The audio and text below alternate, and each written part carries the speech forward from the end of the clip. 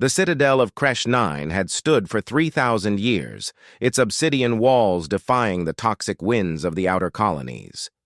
Within its deepest chamber, behind 17 layers of quantum-locked doors, Prince Valtor's beast waited in perpetual hunger.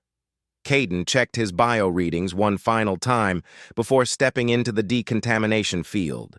The neural implant behind his ear pulsed with warnings, heart rate elevated, cortisol levels spiking, survival probability at 0.003%. He'd seen the recordings. 47 diplomats, warriors, and scientists had entered that chamber in the past solar year alone. None had emerged breathing. "You don't have to do this," Ambassador Trell's voice crackled through the comm link, distorted by the Citadel's ancient shielding. "The treaty can wait. We can find another way." Caden touched the worn fabric of his jacket, feeling the faint traces of fur still clinging to the collar. "No," he said quietly. "We can't." The first door hissed open with a sound like escaping atmosphere. Caden stepped through, and it sealed behind him with finality. Then the second door, then the third. With each barrier that fell away, the temperature dropped, and the air grew thicker, laden with something that wasn't quite a scent, more like a memory of prey and predator encoded at the molecular level. Prince Valtor's beast was no animal in any traditional sense. It had been engineered during the Splice Wars, when the noble houses competed to create the perfect guardian, something that could distinguish friend from foe at a level deeper than genetics, deeper than quantum signatures, deeper even than the electromagnetic whisper of a human soul.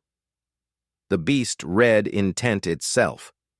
The 16th door opened onto darkness so complete that Caden's optical implants struggled to compensate. He activated his tactical light, but the beam seemed to die mere meters ahead, swallowed by shadows that had weight and substance. Then he heard it breathing. The sound came from everywhere and nowhere, a rhythmic resonance that vibrated through the metal floor and into his bones. Caden's hand instinctively moved toward his plasma sidearm before he remembered that weapons were useless here. The beast existed partially outside conventional space-time, its body quantum-entangled with multiple dimensional layers. Shooting it was like trying to kill a reflection. "I come in peace," Caden said, his voice steady despite the primal fear clawing at his brainstem. "I represent the outer territories in negotiations for—" The breathing stopped. In the sudden silence, something massive shifted in the darkness. Caden's tactical light caught a glimpse of chitin, scales, and something that resembled flesh but moved like liquid metal. The beast was serpentine, arthropodal, and mammalian all at once, an impossible fusion of Earth's evolutionary history taken to its most predatory extreme. Eyes opened in the darkness. Not two, but hundreds, scattered across its body like bioluminescent stars. Each one fixed on Caden with an intelligence that was utterly alien and terrifyingly vast. The beast moved, and Caden's world became a blur of shadow and teeth. He felt heat on his face, smelled something like ozone and burnt circuitry. This was it. This was how he would die. Reduced to constituent atoms in a creature's gullet, just another failed diplomat in a war that had already consumed millions. But the killing blow never came. The beast froze, its massive head hovering centimeters from Caden's face. Its breathing had changed. Instead of the measured rhythm of a predator, it came in short, rapid bursts. The hundreds of eyes narrowed, then widened, then focused on a single point. Caden's jacket collar. Caden remained absolutely still, barely daring to breathe. The beast's head tilted, a gesture so eerily dog-like that for a moment, Caden's fear faltered. Then it did something he never could have anticipated. It sniffed him.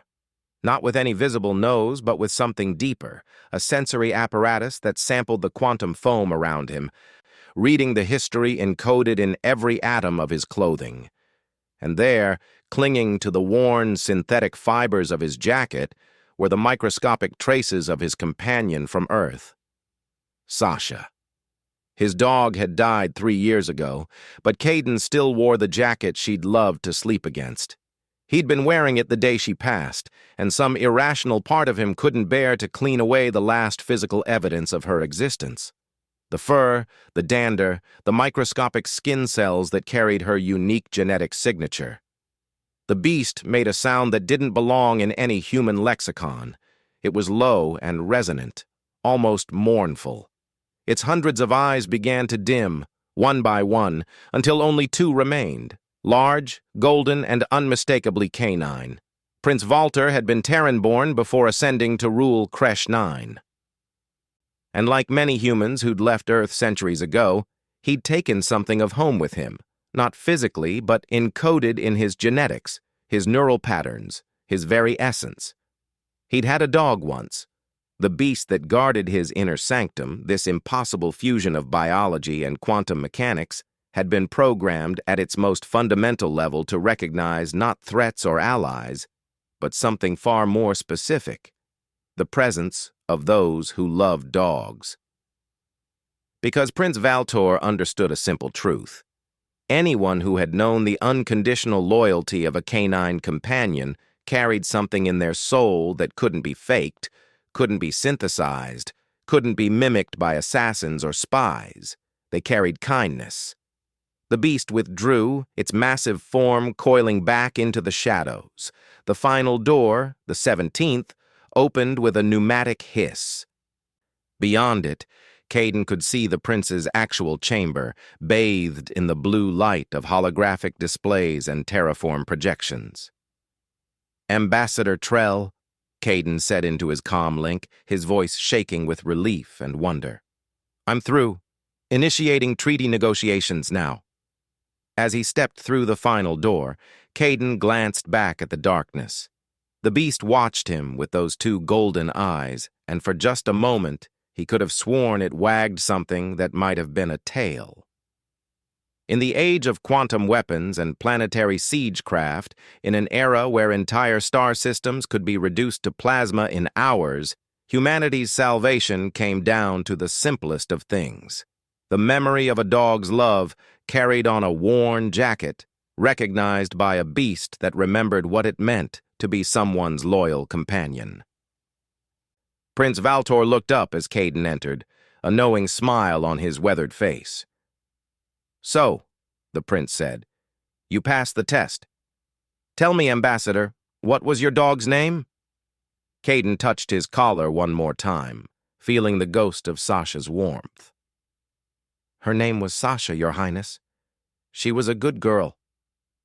"They always are," Prince Valtor replied, and in that moment, across the vast gulf of space and politics and power, 2 men who'd loved dogs found common ground enough to build peace upon. The end.